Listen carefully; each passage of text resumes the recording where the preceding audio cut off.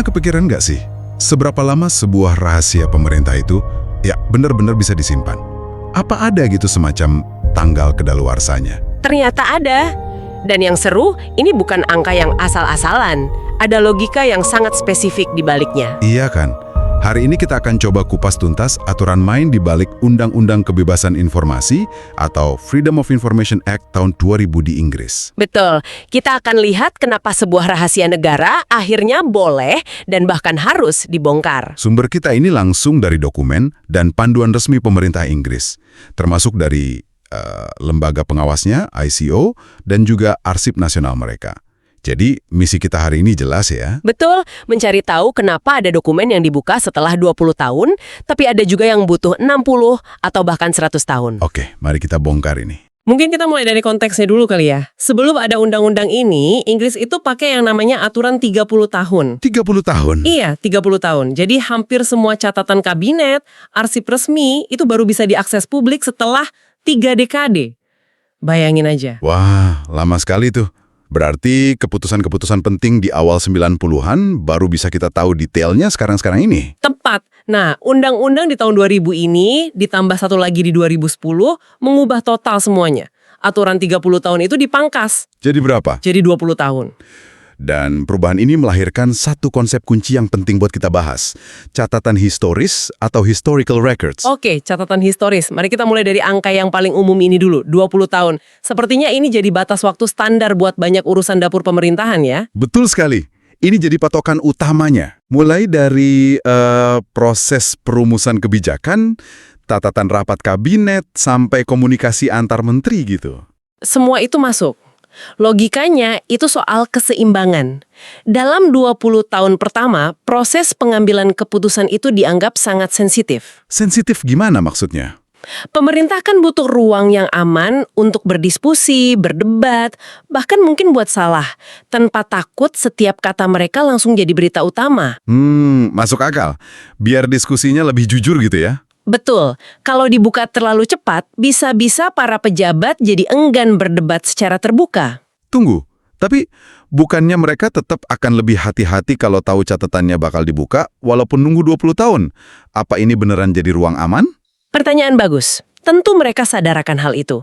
Tapi batas 20 tahun ini dianggap jalan tengah yang cukup adil. Adilnya di mana? Itu waktu yang cukup lama sampai isu-isu politik yang panas saat itu sudah mereda. Aktor-aktor utamanya mungkin juga sudah nggak menjabat lagi. Oh, jadi dampak politik langsungnya berkurang. Persis. Nah, setelah 2 dekade, argumennya berbalik total. Kepentingan publik untuk transparansi, untuk tahu gimana sebuah keputusan dibuat, itu dianggap jauh lebih besar daripada risiko tadi. Jadi, kalau pakai contoh, kita sekarang ini bisa mulai mengintip dapur pemerintahan era awal 2000-an. Mungkin soal debat internal perang Irak yang dulu super rahasia. Tepat sekali. Sejarawan dan jurnalis bisa mengakses arsip-arsip itu. Dan pada titik 20 tahun, itulah sebuah catatan resmi berubah statusnya. Jadi, catatan historis tadi? Iya. Dan begitu statusnya berubah, banyak pasal pengecualian di undang-undang ini, terutama yang melindungi perumusan kebijakan, itu nggak bisa lagi dipakai untuk menolak permintaan informasi. Pintunya otomatis terbuka lebih lebar ya? Ini ada hubungannya dengan jenis pengecualiannya kan? Ada yang mutlak, ada yang perlu ditimbang-timbang dulu. Betul, ada pengecualian mutlak atau absolute yang tidak bisa diganggu-gugat, dan ada yang berkepentingan umum atau qualified. Nah, yang 20 tahun ini masuk yang mana? Sebagian besar masuk yang qualified. Artinya, sebelum 20 tahun, badan publik harus melakukan uji kepentingan publik. Kayak menaruh 2 beban di atas timbangan gitu ya? Di satu sisi ada hak publik untuk tahu, di sisi lain ada potensi kerugian kalau dibuka. Analogi yang pas sekali. Dan setelah 20 tahun, undang-undang ini secara efektif bilang, kalau timbangan itu sudah pasti dimenangkan oleh keterbukaan. Otomatis menang ya? Betul. Mereka nggak bisa lagi berargumen bahwa kerugiannya lebih besar. Mereka kalah argumen secara otomatis. Jadi prioritas. Nah, disinilah ceritanya jadi sangat menarik. Hahaha, iya. Ternyata nggak semua informasi ikut aturan 20 tahun. Ada yang butuh waktu lebih lama, jauh lebih lama. Benar. Dan alasannya pun jadi semakin personal. Kita bahas yang pertama, 60 tahun. Ini khusus untuk informasi soal penghargaan dan gelar kehormatan dari kerajaan. Misalnya, proses dibalik pemberian gelar Sir atau Dame. Ini mencakup siapa yang nominasiin, isi diskusi komite penilainya gimana, surat-surat rekomendasi rahasia. Kenapa harus selama itu sih? 60 tahun? Alasannya untuk melindungi integritas sistem penghargaan itu sendiri. Prosesnya kan sangat bergantung pada penilaian pribadi yang jujur dan rahasia. Maksudnya? Orang-orang memberikan referensi atau penilaian tentang karakter seseorang dengan asumsi bahwa pendapat mereka itu nggak akan jadi konsumsi publik. Kalau dibuka terlalu cepat, bisa-bisa sistemnya dipolitisasi. Saya paham logikanya, tapi apa itu nggak berisiko menciptakan semacam klub eksklusif, di mana kritik terhadap sistem itu baru bisa muncul setelah semua yang terlibat sudah tiada? Jadi akuntabilitasnya tertunda jauh sekali. Itu kritik yang sangat valid, dan memang jadi perdebatan. Ini soal untung rugi, trade-off. Perancang undang-undang ini berpendapat kredibilitas sistem penghargaan itu lebih penting dalam jangka panjang. Jadi mereka khawatir orang jadi nggak mau kasih penilaian jujur lagi di masa depan? Tepat. Dan kualitas sistemnya bisa menurun. Angka 60 tahun itu sendiri punya logika praktis. Apa itu? Dalam kurun waktu itu, sebagian besar pihak yang terlibat, entah nominator, komite, atau pemberi referensi, kemungkinan besar sudah wafat. Atau setidaknya sudah pensiun dari kehidupan publik. Oh, jadi potensi kerugian pribadi kayak rasa malu atau rusaknya reputasi karena penilaian di masa lalu jadi sangat kecil. Iya, betul sekali. Setelah 60 tahun, pengecualian ini otomatis gugur. Pemerintah nggak bisa lagi sembunyikan detailnya. Oke, dari 60 tahun, kita loncat ke yang paling ekstrem. 100 tahun, 1 abad. Ini berlaku untuk informasi sensitif dalam penegakan hukum, kayak rekaman investigasi kriminal. 100 tahun. Informasi apa yang saking sensitifnya harus ditutup selama 1 abad penuh? Jawabannya satu kata, privasi. Tapi ini bukan privasi biasa. Ini tentang melindungi dampak personal yang mendalam dan bahkan bisa multigenerasi dari sebuah kejahatan. Maksudnya multigenerasi.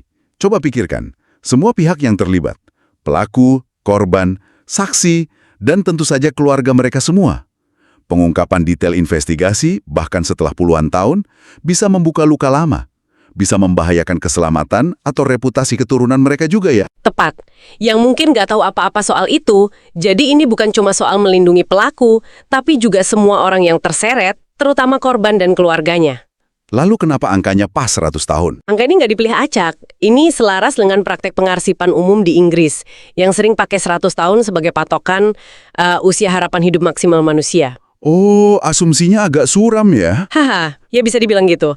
Asumsinya, setelah 100 tahun, semua orang yang terkait langsung, yang bisa merasakan dampak emosional langsung, kemungkinan besar sudah meninggal dunia. Jadi kalau kita bicara kasus legendaris kayak Jack the Ripper dari abad ke-19, kalaupun ada arsip polisi yang belum terungkap, logikanya baru boleh dibuka sekarang-sekarang ini. Contoh yang sangat bagus, setelah 100 tahun, catatan kriminal itu statusnya berubah. Berubah jadi apa? Bukan lagi tentang trauma pribadi, tapi jadi artefak sejarah. Jadi milik publik untuk dipelajari tanpa merusak kehidupan orang-orang yang masih hidup. Oke, kita sudah bahas 20, 60, dan 100 tahun. Sekarang kita masuk ke area abu-abu terakhir yang paling unik. Keluarga kerajaan. Nah ini. Selain soal gelar kehormatan tadi, komunikasi mereka dengan pemerintah juga punya aturan sendiri yang, ya, unik. Betul. Dan ini menyentuh jantung konstitusi Inggris, yaitu prinsip netralitas politik kerajaan. Aturannya begini, dan ini agak rumit ya. Komunikasi rahasia antara pemerintah dengan raja atau ratu dan 2 pewaris tahta teratas itu dikecualikan secara mutlak sampai dokumennya berusia 20 tahun. Tapi ada tambahannya. Iya, ada syaratnya lagi. Pengecualiannya lanjut terus selama 5 tahun setelah anggota kerajaan itu wafat. Jadi yang dipakai, mana yang lebih lama.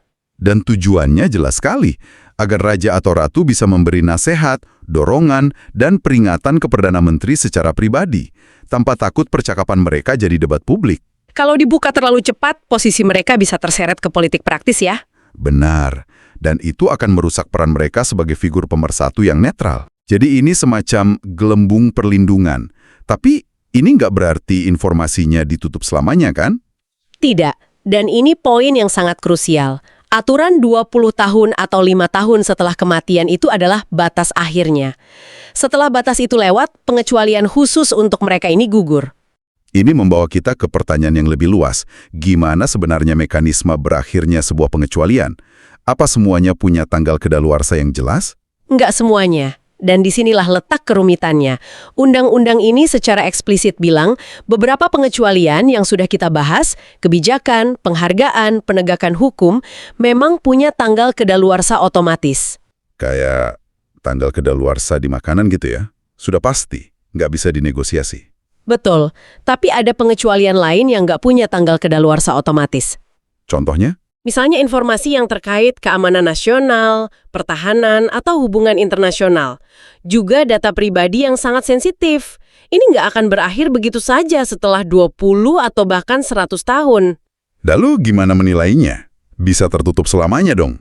Secara teori mungkin, tapi praktiknya pengecualian ini harus ditinjau ulang setiap kali ada permintaan baru. Badan publik yang pegang informasinya harus menilai lagi situasinya. Kondisinya udah berubah atau belum, gitu ya? Iya, apakah risiko yang dulu ada, misalnya membahayakan agen intelijen, masih relevan sekarang? Kalau risikonya sudah nggak ada atau sangat berkurang, informasinya harus dibuka. Bisa kasih contoh praktisnya? Tentu. Bayangkan Anda minta dokumen perumusan kebijakan dari tahun 2000. Anda mintanya hari ini, di tahun 2025. Dokumen itu kan usianya udah 25 tahun. Lebih dari 20 tahun. Nah, kalau pemerintah menolak dengan alasan, maaf, ini menyangkut perumusan kebijakan, penolakan itu tidak sah. Titik. Pengecualiannya sudah kadaluarsa. Jadi mereka harus cari alasan lain yang masih berlaku untuk tetap menutupnya. Tepat sekali.